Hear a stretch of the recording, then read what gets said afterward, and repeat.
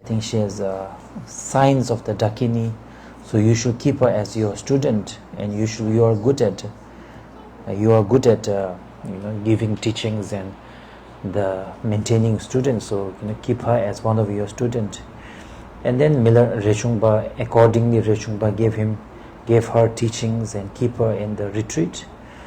And then during the during the time of her retreat, that one of Rechungpa's female student was not feeling very well, and then she was having a little bit of health problems.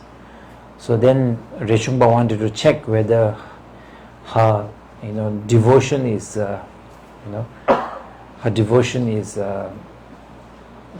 kind of firm or not, because when everything is comfortable, when everything is nice, then everybody feels devotion to the Guru, devotion to the Dhamma. But moment there's something that's uncomfortable, something you don't like, then what you like and don't like becomes more important than the Guru or the Dhamma practice. So Miller Rechungpa just kept her like that, and then just to check. But then Rechungpa found out that Rechungpa left her even though she was sick during her practice. Rechungpa didn't let her come out of the retreat and just left her like that. And then soon she was able to overcome the sicknesses naturally, and she also gained a lot of realization and blessing from her retreat. So there is a tradition in the tradition when you do retreat. When you do a retreat, there is a tradition of making a tamcha, which means a promise.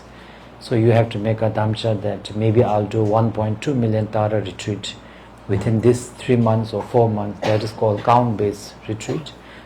Or you make a vow that okay, for the next 10 days or for 1 week I'm going to do retreat, and within that one day I'm going to get up at this time, I'm going to sleep at that time, I'm going to eat at this time. My first session will start at 6 a.m. sharp or 5:30 a.m. sharp and finish at 8:30 sharp.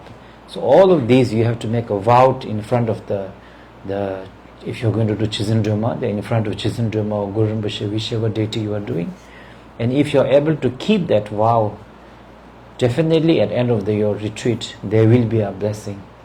But if you break your vows during that time, then even from your own retreat, broken retreat, there will be big obstacles. It's not the green tara is punishing you, but it's the law of the nature, law of the karma, that once you make a commitment in front of the enlightened beings, and if you don't keep it, definitely there will be there will be purchase and the thing. So I remember myself also when we were in the sometimes when we were not feeling very well during the retreat, we asked the Guru, and I noticed one thing, when it is myself and I ask the Guru always says, it's an obstacle, just in my opinion you should continue the retreat. So once I was in retreat for 1 month above the Tiger Nest cave, so that time I wasn't feeling very well, and sometimes when you don't feel well you have overactive imagination, you have a pain on the side, you think, maybe I have a gallstone, then if you have luckily there was no internet up there. If you have internet, then you will check all the symptoms, and then you think you have you diagnose yourself also without the doctor, then so many thought comes. So I was having a bit of pain, so I asked my gurus, and my guru said, no, I don't think it's a big problem. You should complete the promise that you have made for 1 month to be up there. You can have a doctor come up and give you medicine, but otherwise you shouldn't come. Otherwise, instead of the blessing, you will rather get obstacled. So, and even the retreat itself was actually, it's strange. The reason I did the retreat was, anyway, I had some sort of a dream and all of that. So then my Guru told me that yes, I was about to tell you to do retreat. I also felt that you need to do. So anyway, later when I finished the retreat and came down, there was nothing there. My health is also recovered. No problem. But if I had come down during that time, then I think I'll probably be in a much more bigger health problems. So these retreats, commitments, the vows, we should never take it lightly. So and it is said, especially when you are doing the first retreat, you have to be very, very careful. If the first retreat, if you are not diligent, you break your commitment, then you create the condition that all the future subsequent retreat also will very likely to become like that. You will break your commitment, you will break the samaya, you will not be successful. So the first retreat is very important. That is why the first, I think the Gyewa Dokhampa, he said, when you are doing retreat, immediately don't do 1 month and 3 months and 3-year retreat. First you should make a promise for 1 week retreat, but stay for 10 days. And then the second time you make a promise for 10 days, but stay 2 weeks. And then you stay for 3 weeks, then 1 month, then slowly get used to staying, doing the retreat. Don't make a big promise out of I don't know, some inspiration and then break the promise. Then you will also lose self-confidence in your own practice. So that is why anyway the Rechungpa kept her like that. And then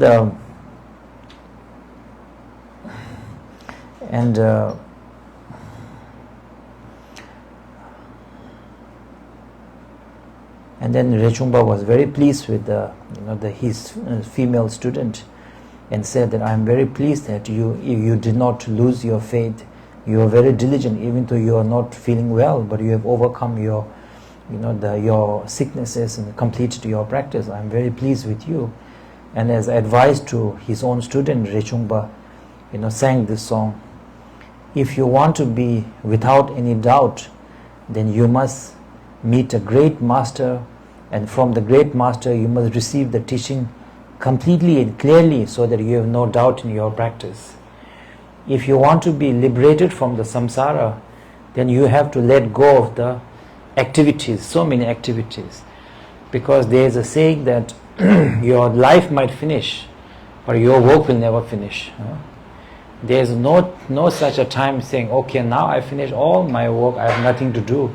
That time will never come, but the time for death will definitely come. So that is why I think whether you are a leader also, every leader is worried about their country. They do their best. Then they pass away. Then the next one comes. They do their best. But there is no way that something can be fixed forever, because everything arises due to cause conditions, and anything that arises due to cause condition is impermanent. So if you want to, so this is talking to the real practitioners who have left everything and stay in the mountain.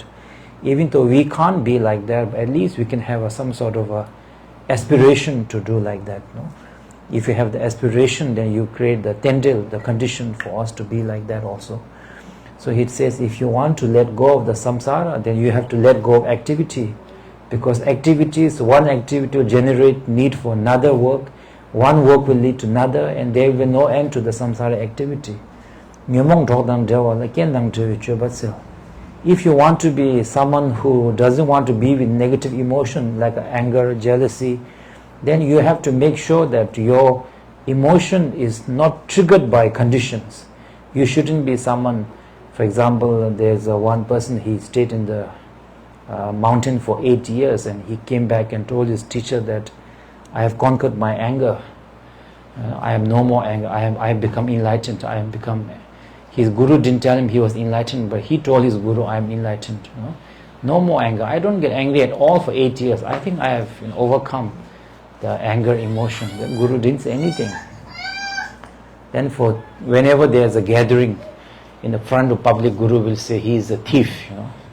And he got angry a little bit. Then the second time, third time, he shouted in the front of all the students, when did I ever steal anything?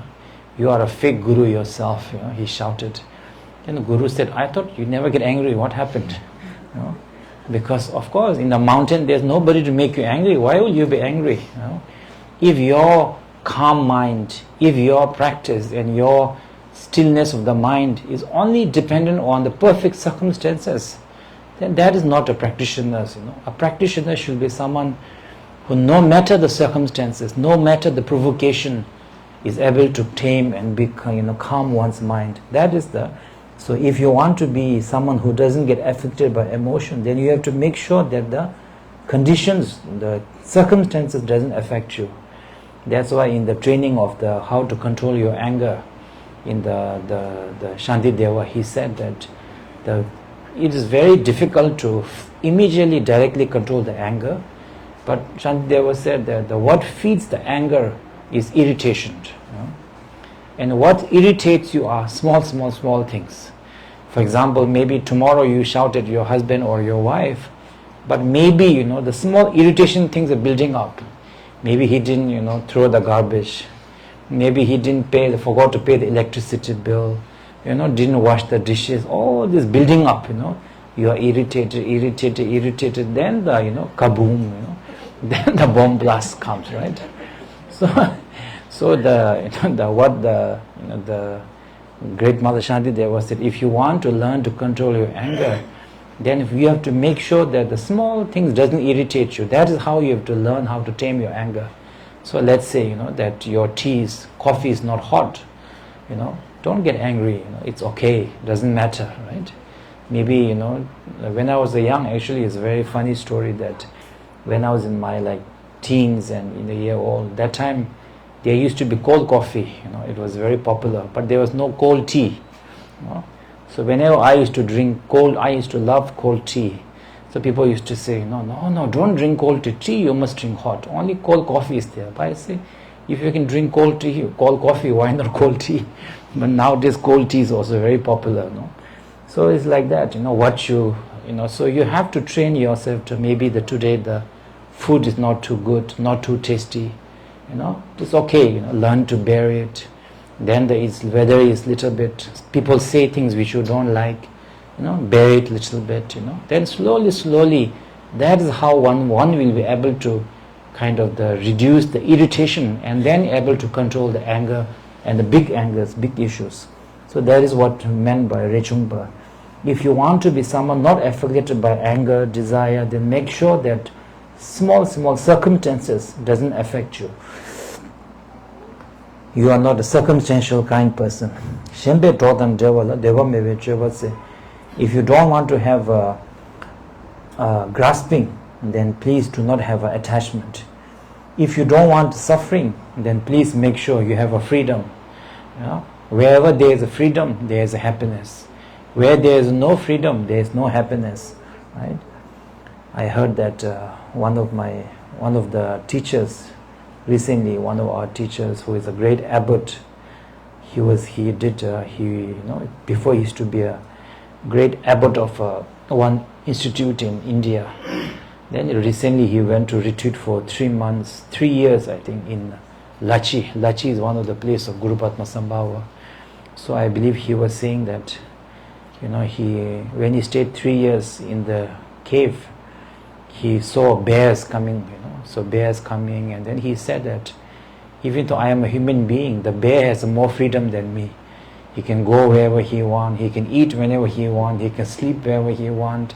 But I, as a Kempo, he was stuck in an organization. He had to follow this, listen to this, do that, never ending, he said. He said from now on he doesn't want to be the abbot of the institution anymore. He wants freedom, freedom is happiness. So there's something that's from a very yogic point of view. If you don't want to be with a dualistic friend, then please practice the non-dualistic. If you don't want to be always consumed by your habit, then please, get used to practicing the great bliss.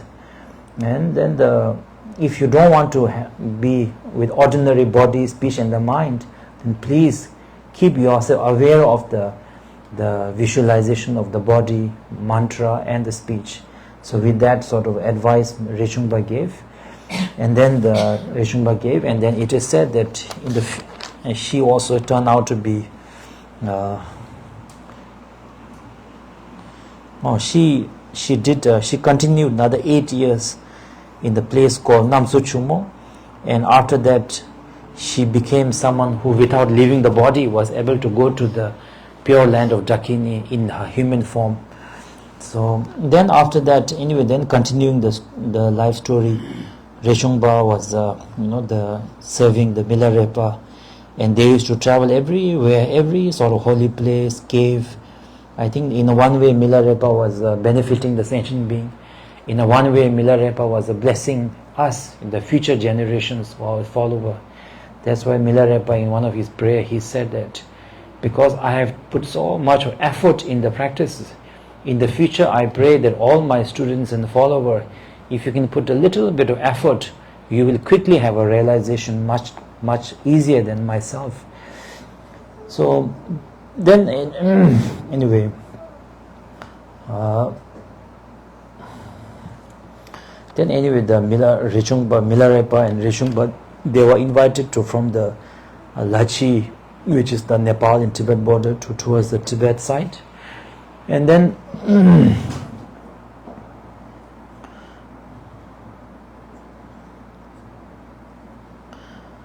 he went to a place called Nyanang. So Nyanang is in the upper part of the Tibet, it's the third part.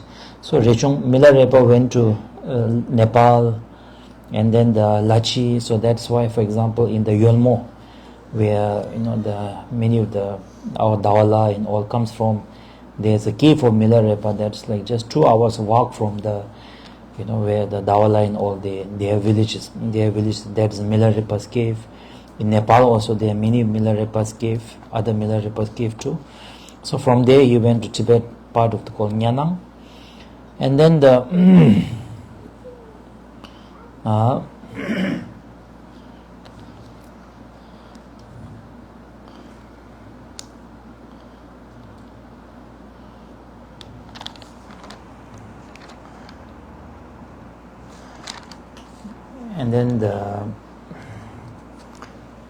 whenever there is it says that whenever there is teachings and etc., Milarepa used to ask Reshungpa to lead, because whatever Reshungpa did, he did everything in a correct manner.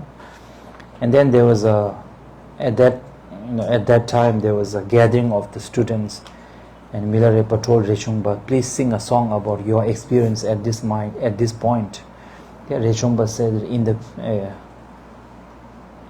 he said, before I used to stay in my family place, but I was not really treated well. Rather, I am more happy in this cave. Before I used to, my mother and my uncle used to torture me with making me do so many works. But now I'm just staying in a simple house where I have a freedom and I feel happy. Before I was serving my uncle and my mother, they may force me to serve and work for them. Now I'm in front of my guru, I feel more happy. In the past, I was known as the fatherless child, but now I am known as the Reshung Dorji Thakpa, the spiritual son of Milarepa. In the past, I was whatever I saw, whatever happened to see, everything was a suffering. But now due to Guru's grace, I have become someone who can benefit other sentient beings and become refuge to others. In the past, I was always hungry and cold and in poverty, but now because of meditation, I have a sense of contentment, sense of fulfillment, even though I don't need to eat that much, eat and sustain. Because, for example, in Bhutan, one of the Gyaltsen Tukur Rinpoche's student, he stays in the Singhizong for months and months, and he eats only one rice a day. One grain of rice is enough for him to survive. When you are very good with the retreats and the meditations and the breathing, you don't need that much of sustenance. And that same student, I think he also left a footprint.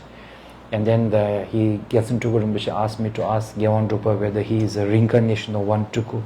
I think Thakpa, something, I can't remember the name. So that, and Gyawan Drupa also confirmed it. And then last year, I think he was enthroned. So he is just 30-something years old.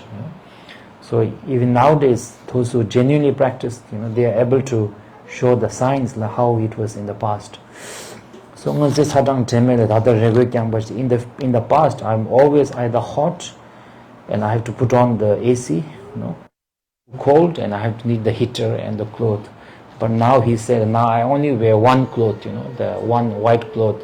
That's it. They don't have underwear, nothing, just one white cloth, And in the summer, in the winter, they are able to regulate their body. with the Tummo yoga, so this is much more comfortable. So to modern people, he is saying that his one single white cloth is much more comfortable than all our jackets and the feathers and all of that. My life is dedicated to Dharma, so all the happiness comes naturally to me. And my Guru, who is staying in the retreat, your blessing be your blessing. May all my wishes become fulfilled. And the Guru told him, Milarepa told him that, oh, good. If you can understand the joy of a Dharma, that is a very good sign. So it is said that many of my gurus and the Guru used to say that when you do the �ခြ, when you begin the spiritual practices, suffering comes first and happiness comes later. Which means that when you're first doing the retreat or practices, it feels like a suffering. You can't do this, don't drink alcohol, don't fight with others, and you have to diligently practice your mind, you have to control your effort. But then, slowly, as your desires decreases, you feel like the richest person in the world. As your anger decreases, you feel like you have, no enemy in the world. As your ego and pride decreases, you don't feel the insecurity and need to compete with anybody. So then the happiness, the joy of the spirituality, it is said, comes later. It's the difficulty first and the suffering, and the happiness comes later, the spiritual happiness. And my gurus used to joke and say that samsara is different. The happiness comes first and then the suffering comes slowly, right? So I think in the samsara, the honeymoon is the first, and then the divorce is later. So he said, I am very happy that you can recognize the joy of the spiritual life. So now I am giving you another name, called the 𝐷𝐴𝑤𝐢𝐥𝐚. And then at that time, the Dakinis also, praised and encouraged Rechungpa. And then Rechungpa also said that, made a commitment that I will serve my Guru at least 12 more years, physically, spiritually. And then he made a commitment like that. And he said that during that time, whatever he did, he tried his best to please his Guru through his practice and through his service. And not even for a one, he tried to trick the Guru or do things for his own wishes. And then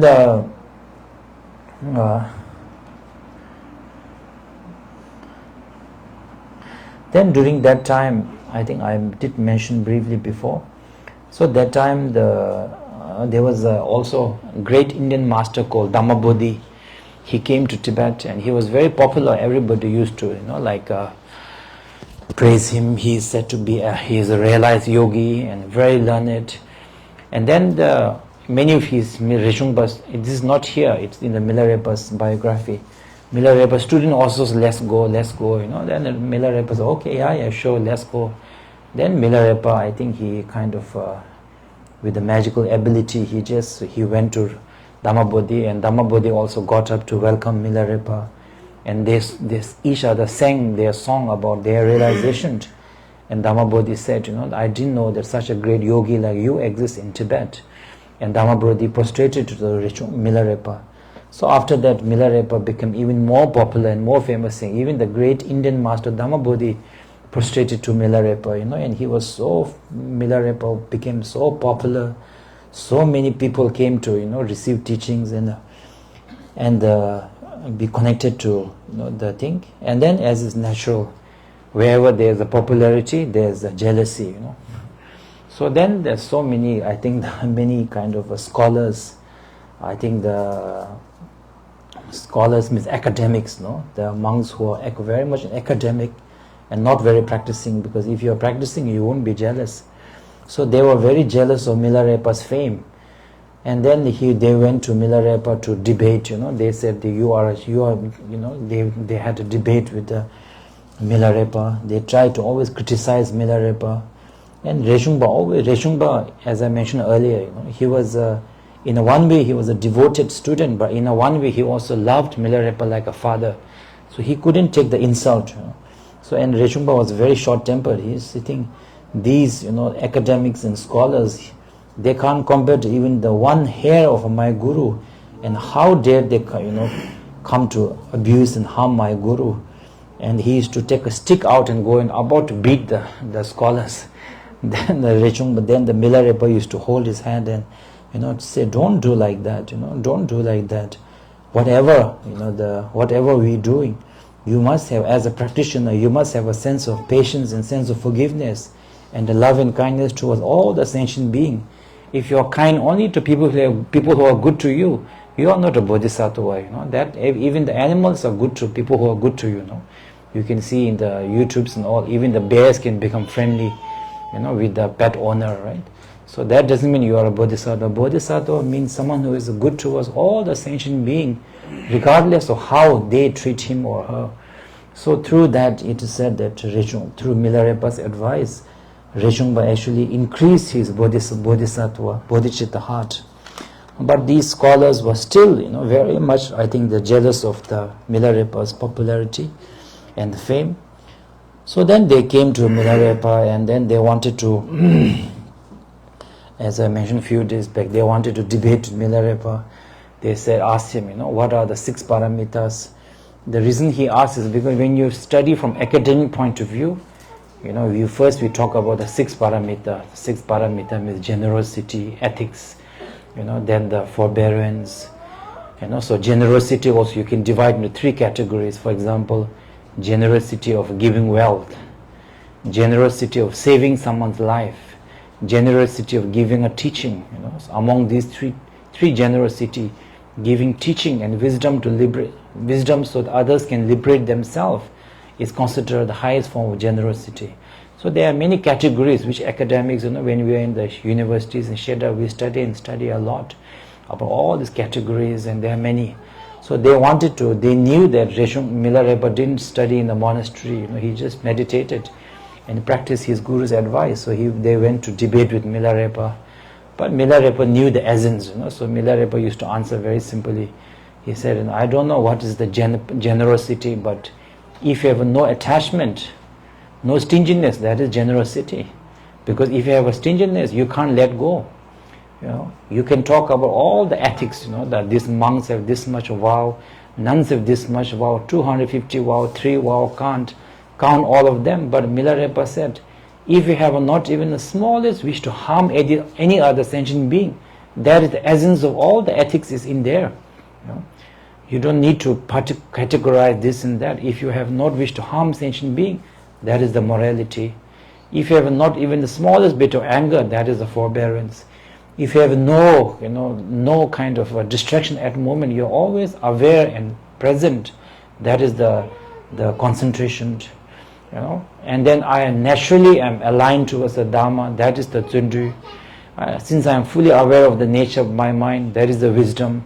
Because all other wisdoms and intelligence are there in order for us to recognize the nature of our mind. So Miller Repa gave this point. Then they were not satisfied.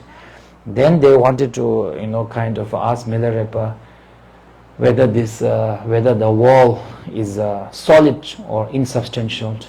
Then Miller Repa also wanted to, I think, in one way he wanted to kind of, maybe teach them. And in another way, he also wanted to teach about the emptiness. So he said, when the Miller, they asked him, is the wall solid or insubstantial? Miller Repa said, no, the wall is not solid. Really? Then can you go in and out of the wall? Then Miller Repa said, yes, I can. So Miller Repa went out from the wall, stick out his head, and say maybe hello, And then these scholars were getting more and more angry, saying, this is you are just a, like a spirit, you are a follower of the ghost, it's just an illusion, you are a magician. Then they asked Miller Repa, is the space solid or insubstantial? Then Miller Repa said, these are solid. And then nobody could move. So the reason why Miller Repa, did all of this is in a way, it's not a magic. What Miller Repa was trying to say is similar to what Buddha Shakyamuni said. Buddha said that, when you talk about the hell, there is said to be iron houses, And in the iron house, there's the furnaces where you're boiled alive. There's a tong. There are people who torture you with the, the different fierce animal heads and all of that. The Buddha Shakyamuni said, who made these iron houses? Who are these fierce animals? They are not existing in the reality. It is your karma that makes you, that mentally, physically, that from that, whatever makes your mind karma and influence your mind, and that your mind makes you experience these things. So what you are experiencing is a manifestation of your karma, is not a reality. So similarly, that it is also, this also applies not only to the hell, but from the spiritual point of view, it is said that even what we are experiencing right now, what we are seeing, what we are hearing, what we think is real and not real, is due to our karma as a human being to experience the human realm. So what we are seeing is a reflection of our karma, and our ignorance or wisdom is reflected in our experiences. That's why people who are born with a color blind can't see color. Dogs cannot smell 100 other smells which we can't. Certain animals can see more color than us, some less than us. So, and if you have a schizophrenia and a mental disorder, you see so many experience different reality. And within the same same city also, same family, we have a different experiences of life. So that is what Milarepa was trying to show. Anyway, he did like that, but still, and from this scholar, one or two actually became Milarepa's devotee and became a great yogi also, but few still didn't accept any. Anyway, in generally, everybody, all his students thought that actually Milarepa was right and Milarepa won.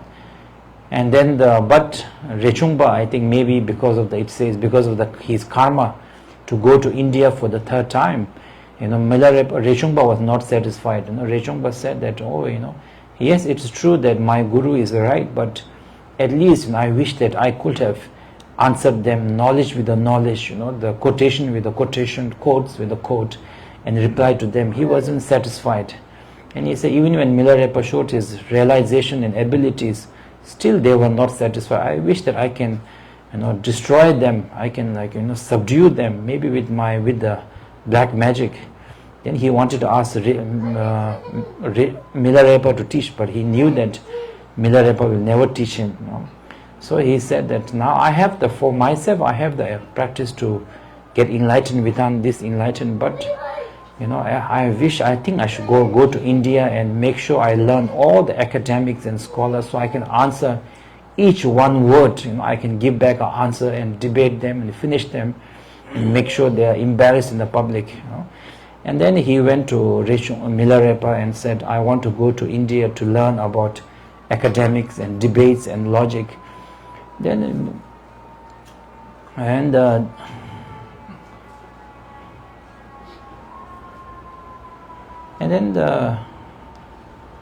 Milarepa told Rechungpa, just to answer to these these few people who are jealous of you, if you want to go to India to learn about the academics and the logic and black magic, then whatever you are doing is only for this life, right?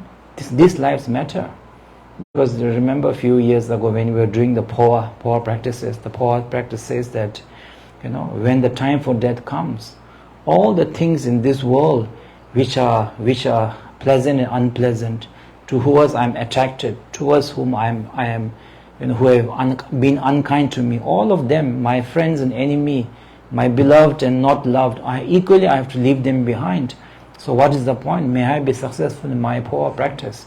So similarly, the Milarepa is saying that whatever you are doing, if you wanted to go to India just to debate and then you can win, even if you win, so what? Right? For example, from the time that Rechungpa till now is more than 1,000 years old. Even if Rechungpa had won the debate, right now, if that was all the Rechungpa's achievement today, we won't be reading about his biography and learning how many people have won wars and lost wars, and it is just a dust in the history. It is because Rechungpa became a realized master that we are still learning from him, and he is also he also became enlightened and liberated from the samsara. So he said that there's no, I don't want you to do even if you leave your practice and go and learn the debate and the black magic, yes, maybe maybe you may learn black magic, you may become very good at academic in another 10-15 years, but then you never know. Even if you're able to debate with them and win, you do not know where the next argument will come, next debate will come from.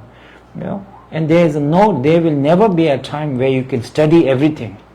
Even if you learn a lot and study in this philosophy, logic, there will be somebody who will always be more knowledgeable than you. If you want to be able to answer all the questions and win all the debate, you have to become a Buddha.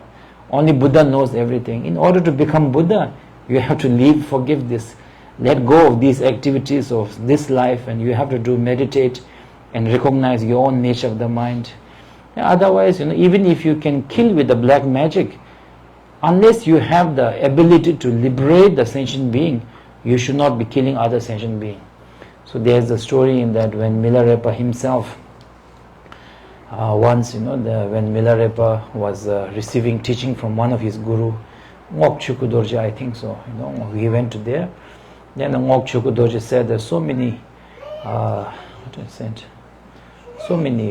there was a reason why I think one of his teachers said that, I think that so many robbers are coming and robbing my students, so you should do a black magic, so a lot of hailstorm will come and prevent these robbers. So when Milarepa did as per one of his teachers' request, and then later when he went out, he saw that because of the hailstorm, so many insects and birds had died. So then with the tears, that time Milarepa was not realized. So he went to one of his teacher, 𝐑𝐞𝐜𝐡𝐻𝐿𝴍, I think, and then 𝐑𝐞𝐜𝐡𝐻𝐿𝴍 said, oh, very sorry to see that. And he did just one snap of his finger, and all the deceased animals, they came alive again. So Reshung Milarepa said that it's easy to kill, but unless you have the ability to make them alive or liberate them, by killing others, you will destroy not only others but destroying yourself. Because for me also, I learned the black magic and I killed my uncles and aunties and more than 30 people. That's why in front of Marpaloza I had to go through so much of suffering. Marpaloza made me build the temple. When it was complete, he made me dismantle. Then he made me build it again. He made dismantle.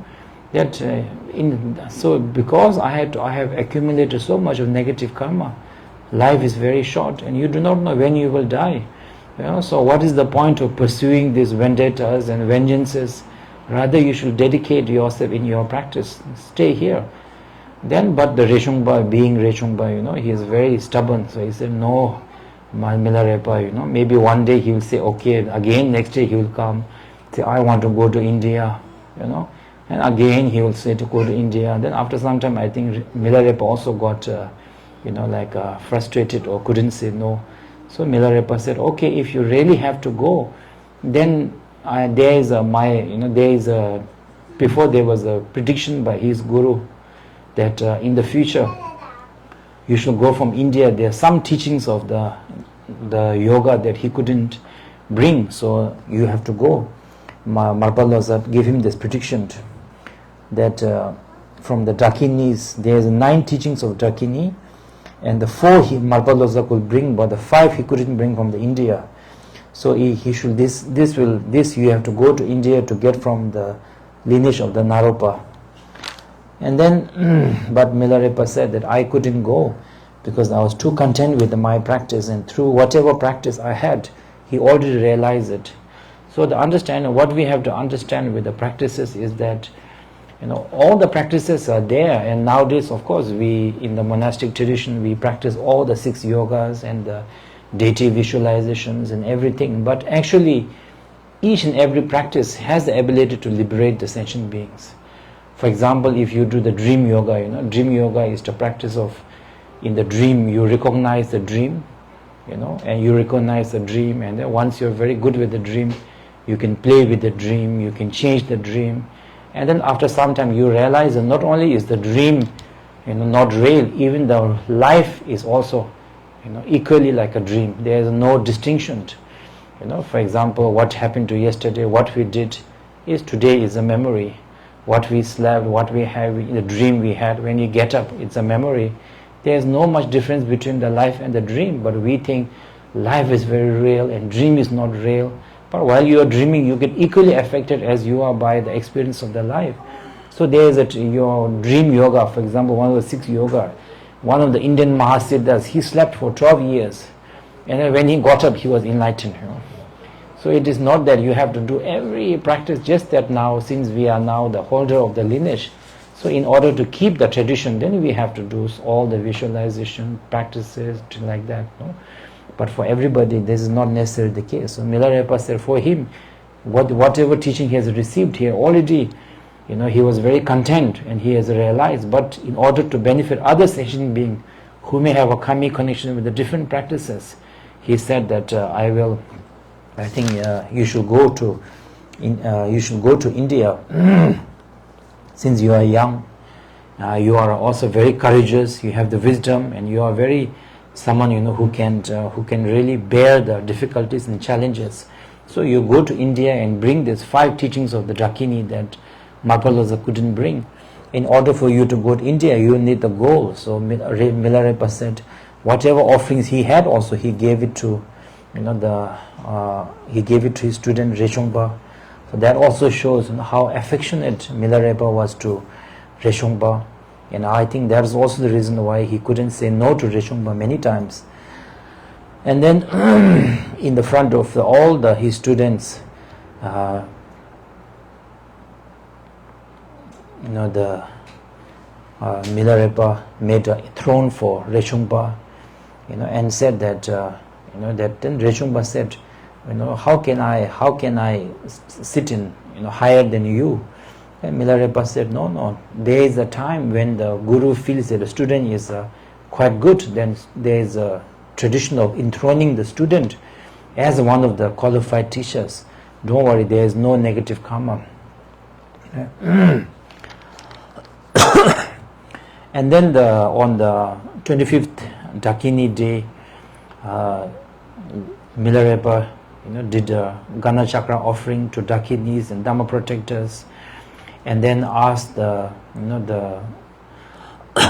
then asked them to protect the Rechungpa on his journey, and then gave his advice. And then his advice was, don't worry about the debate and all of that, but these are the 5 teachings that you should be bringing. By learning all these academic words and the logics and all of that, only thing will become is your mind will become more and more hard and more kind of proud, thinking, I know this, I know that, I know so many things.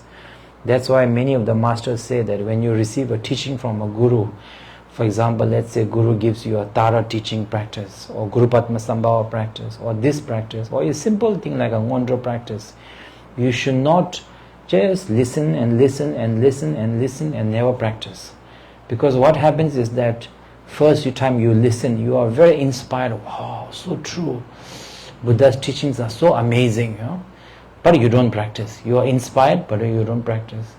Then next time, amazing, but not as amazing as the first one, because you have got the vaccination, Then the 3rd time, after 4th time, you say, oh yeah, I know, I can tell what he's going to say next, You already know what you're going to say. You're going, if someone doesn't know, you might also give teaching on the side also, But you yourself have not finished even like 100,000 prostration, you have not finished. Recitation, you have finished. Meditation, nothing. But because you have learned so many things, read so many books, you can talk about emptiness, you can talk about the Vishuddha, you can talk about this and that, but there's not even a slight transformation in you to become a good human being. So that's why Milarepa said, too much of studying and studying and studying and thinking without practicing will just make your heart very, very, very hard, very, what do you call it, Gyombo means, what do you say, I don't know how to say in English, rigid. Not really rigid, Gyombo means the like unrulable, stubborn, stubborn. So Milarepa said it's not good to do all these things. So that is why if you want to receive so many teachings, and also it's good to, if you want to receive, for example, you have received the Tara, finish the Tara 1.2 million, and then you do another practice. Then you do not. There's a step-by-step gradual progress. That is not a problem. Otherwise, receiving here a little bit, there a little bit, and never practicing will just make your heart, immune to the Dharma. Right? Then it becomes very dangerous. Then the medicine will no longer work. You have become, what they say, resistant tuberculosis. No, then there is there's one tuberculosis antibiotic metuplamina. No, antibiotic doesn't work also. No, there's the resistant tuberculosis. No, so Pyongreva is very easy for you to become. There's a saying that I don't remember the name, but there was one great master in the Tibet, and all his students became enlightened, except there was one great scholar. He never got enlightened. Because in order to be enlightened, you have to recognize the nature of your mind. So the Guru will say, okay, remain in like that, do this practice, remain in nature of the mind. Then he is busy thinking, in this sutra, nature of the mind said like this. But in lower sutra, they don't agree. In this sutra, they say like, then he is thinking and debating. He is busy defining what is the nature of the reality. Even though nature of the mind is undefinable, Buddha Shakyamuni said very clear in the Prajna Paramita that Prajna Paramita cannot be talked about, cannot be taught beyond definition. If it is within your intellectually, it is not a Prajna Paramita. It is just a guideline. But you think and think. So everybody got enlightened except that great scholar. So one day his guru, thought that now I have to find a very unique way for him. So he told that student, that you have to carry this. Student gave him a big, huge sack of, I think inside must be stone or something, huge stone. And there was very steep hill. So Guru told him, please, it is your Guru's command. You have to climb to the top of the hill and carry this bag. So there's this great scholar, he was so tired, But at least he had a devotion to his Guru, so he wanted to follow his. He was so tired.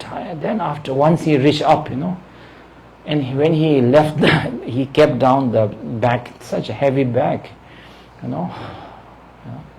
was too tired to think, It's like, just so tired, He has no time to think of logics and things and this and that,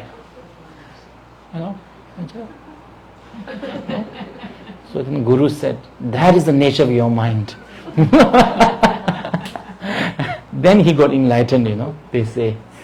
Because, until then, he was always so many logics, what he studied, what he heard, what thing, It was keeping him away from the undefinable nature of the mind, was being polluted by different definitions, So they say that then only he got enlightened. They say he was the last one among that Guru's student. So anyway, similarly Milarepa was giving that advice. Then Reshungpa, Reshungpa offered from the gold that he had collected to go to India, offered to, some he offered to Milarepa's, the head, 𝐴𝐴, some to him, and then and some towards his body, and then, keeping his Milarepa's feet on his crown of his head. He said that whatever the Guru's advice and your wish, more than my life, at the risk of my life, I will try my best to accomplish. And all the great teachings of the 𝐑𝐞𝐜𝐴, which are like the breath of the 𝐑𝐞𝐜𝐴, I will try my best to bring them to India, bring them and receive them and bring them. I request your Guru's blessing so that you have unwavering, may your unwavering blessings be upon me. And then you are full of compassion and wisdom. Please, keep me inseparable from you. And then may I never be able to forget. I seek your blessing so that I'll never forget your advice. Rechung Dime Shemela, and I am going to India where I have no friend. I don't know anybody. Whatever difficulty I go through, may my Guru Milarepa please look after me. When I go through the different dangers of animals and the forest and danger, wherever I go, I request Milarepa, my Guru, to please look at me. When I go to, these strange countries, may I meet people with whom I have a good karmic connection. If my appearances, if I get lost in the appearance of the universe, may I be able to rectify my mistake in all the times, at all situations. I request my Guru to look after me with great compassion. So then the Reshungpa also, Milarepa also, gave very advice. I think if I just say some summary, he said that firstly, the Vajrayana is a profound and skillful part of getting enlightened within one lifetime. So first, the Vajrayana is a very profound path. Secondly, the Guru's pit instruction, there's a pit instruction, there's a difference between instruction and pit instruction. Pit instruction means Guru's experiences that he shares with you. When I did my practices, then I'm sharing with you. These are called pit instructions, are very important. And thirdly, you yourself must also have intelligence to understand the Guru's teaching. In a one way, you have to look for a learned Guru. Secondly, you also need to have devotion. And thirdly, you also need to be hardworking. These are three things that you need. So the Guru Milarepa gave somehow related to the yoga and the channels and the breath. So I don't think we will go into it. So then anyway, he went to India. This is I think the third time he's going to India. Probably the last time, I think. Then Reshungpa prostrate to his Guru and made a supplication to meet Guru again, and then he went to India through Nepal. So he went to Nepal, and that time he met on the way he met another practitioner called 𝐸𝐿𝐴 𝐶𝐻𝑒𝐿. 𝐸𝐿𝐴 means, I think 𝐸𝐸 means teacher of the dog or something like that, Bodhisattva. And the reason he was called that was because before he was a hunter, and then he used to hunt in the Tibet. I think it's similar in the England. Hunters used to have hunting dogs. So then when he sent his hunting dogs to kill a wild animal, I think the hunting dogs bit one animal, and that animal's intestine was coming out. But still, they were, even though his intestine was coming out, it wasn't dead, and it was still scared of getting, killed and trying to run. So that time, this master, he said that even this, animal doesn't want to die. It cherishes his life this much. Till now, how much of animals I have killed and negative karma I've accumulated. So he had a deep sense of regret. So all his dogs also he offered to one monastery, and he also became a monk and practiced and started on the path of practice. So he was known as the 𝐶𝐻𝑒𝐿, the Bodhisattva 𝐶𝐻𝑒𝐿 of the dogs, the teacher of the dogs. So anyway, they were also going to Nepal, so he said, let's go together. Then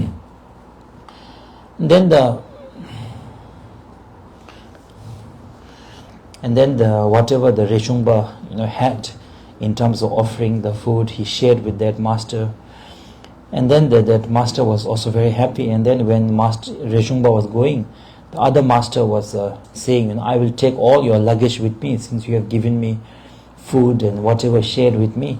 Then the Reshungpa said that, no, you are firstly you are a bhikshu.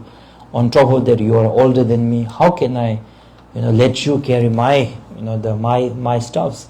I will carry myself. So with that, then two of them, they went to Nepal. And then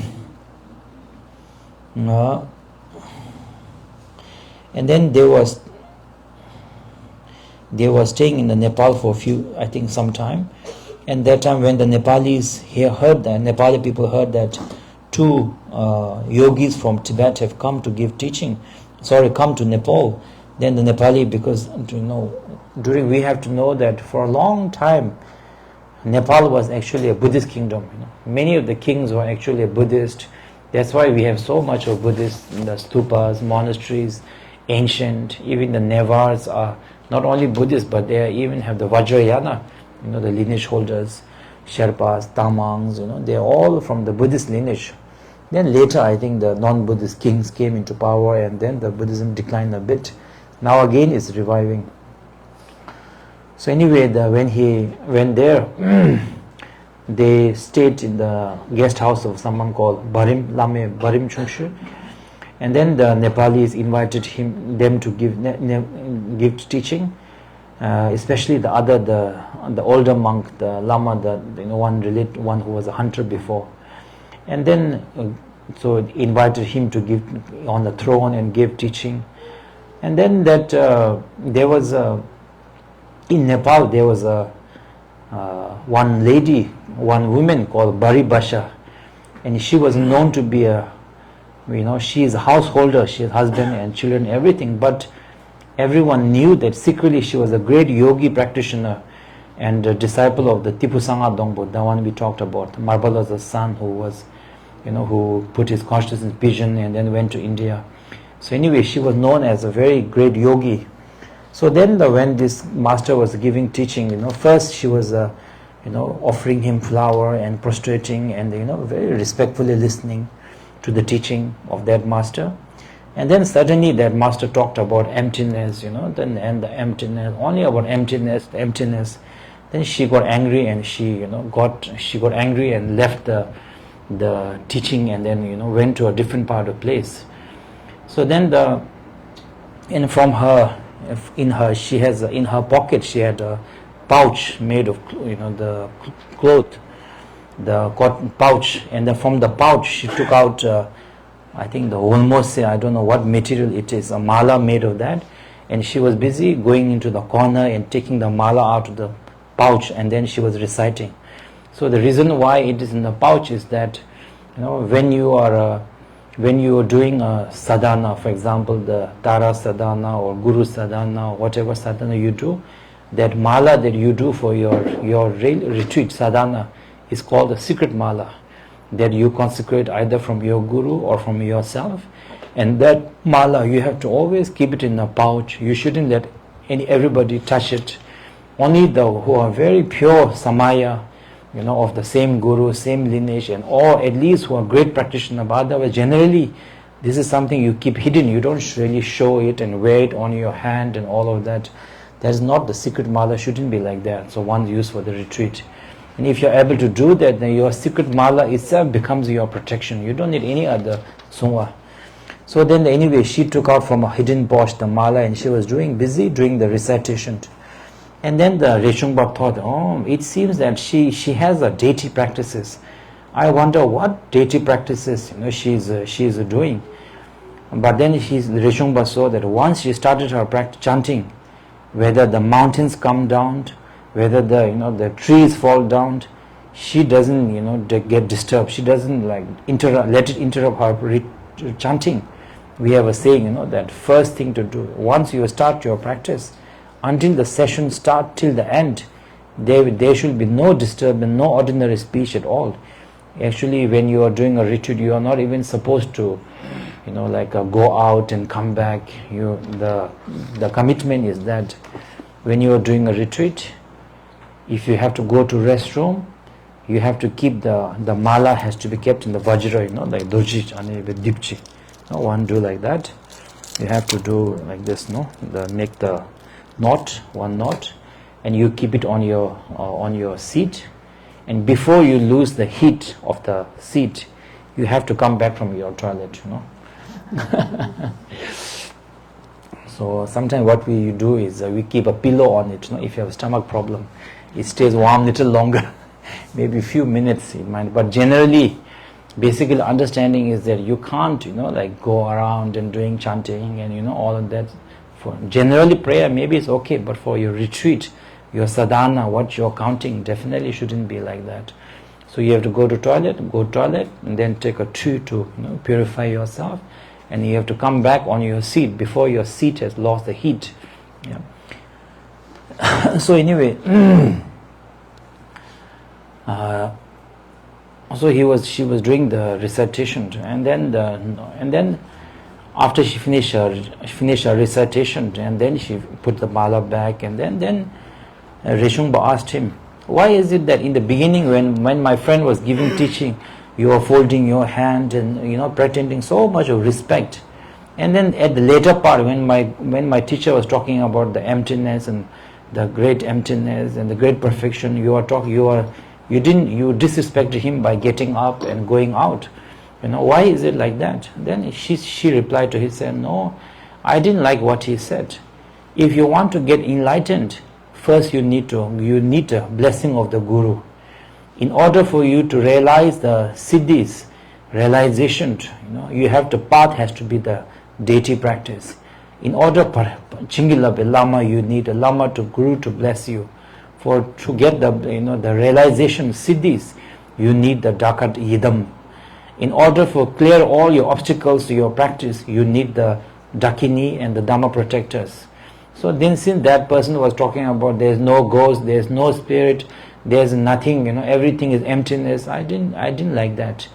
Yes, it is true that in ultimate reality it is emptiness, but right now we are not in that level. So at the beginner level, we need to, we need the support of the Guru, the practice of the visualization, Dhamma protectors support. All these supports are needed in order to understand the non-existing nature of all the phenomena. That is why he said in the Vajrayana practice, you must have the two practices, you must have Guru, Daka, Dakini, and the visualization and the completion practices. I don't like this practice of there's no karma, there's no God, there's no thing. That I didn't like, she said, And then the other Nepalis was saying, yes, these fake Tibetans, that's the only thing they know, I guess in Nepal is saying, what? No, he must have said, no. Oh, so, that is the only thing these bad Tibetans can talk, that. Then Reshungpa asked Bharima, I saw you doing a recitation. What is your deity? What is your deity practice? Ishta Devta, yes, the bad Tibetans, he said, yes, of course I have a deity,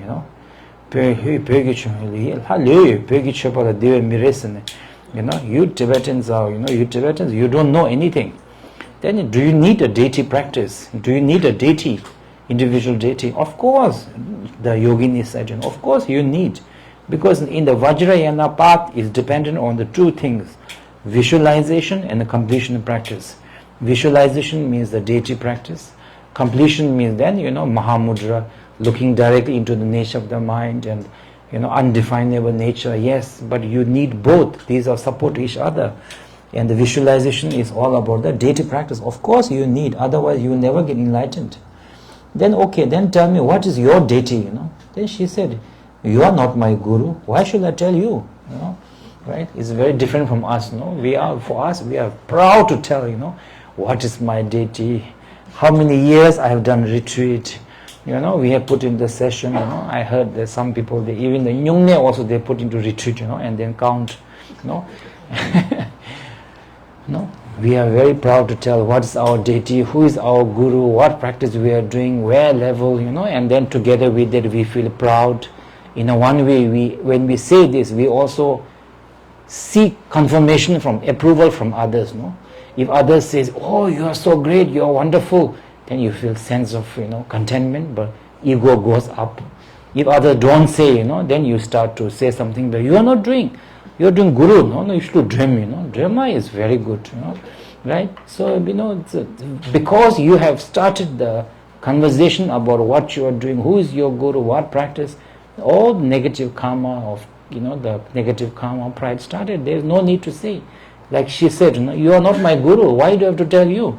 What is my deity, what is my practice?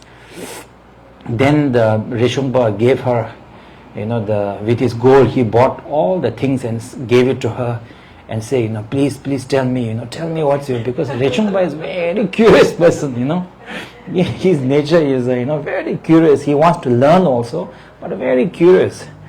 So I guess, he gave her, with his gold, he bought her so many gifts and told her, Yogini, please tell me, what. The Yogini said, do you think I look like a beggar to you? Why should I sell you my teachings and my knowledge for your gold, Do you think that I did my Yidam deity practice so that I'll get a gold from you for the sake of money and the fame? Do you think I did it? No. I did it for the sake of enlightenment. My deity is a secret. That's why Vajrayana is known as secret practice, because it is appropriate for different levels. It's appropriate. That's for to those who are not yet ready for that, is kept secret.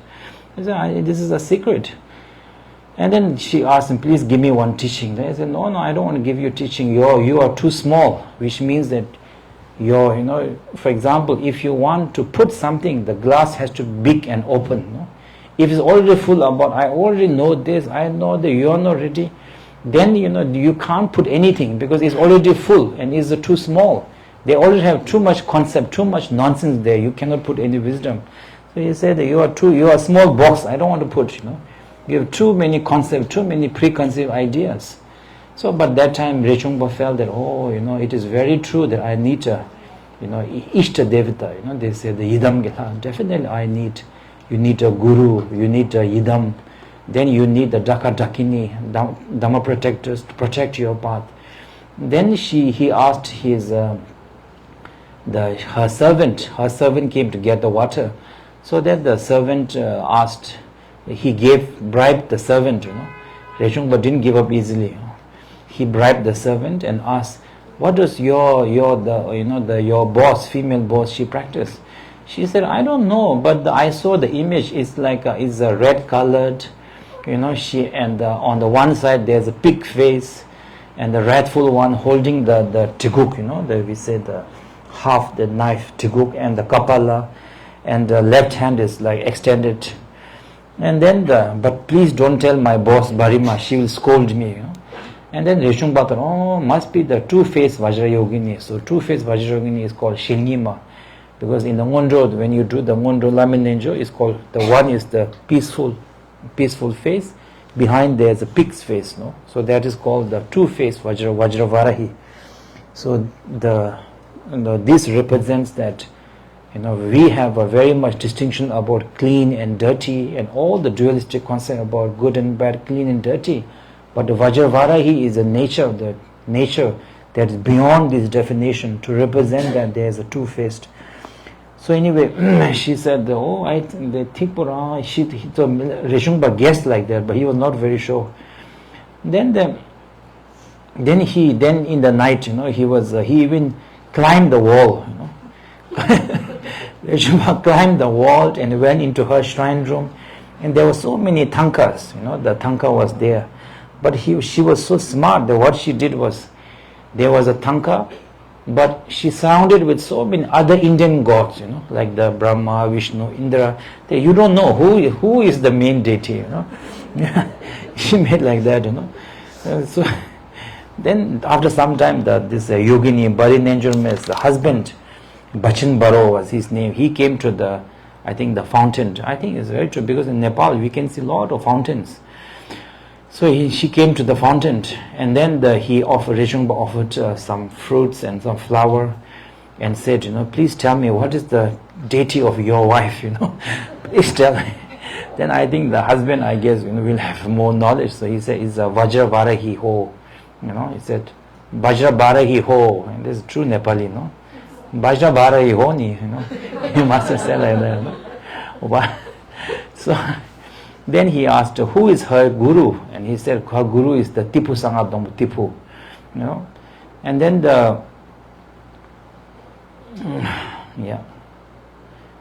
So anyway, he said like that, so we'll stop here, okay? So tomorrow also, I think, morning we'll continue, right? So this is the reason why I wanted to, share the biographies of the thing, because we know about the teaching, but so many behaviors related to how our practitioners should practice, how should we keep samaya. These are things which many times we don't know.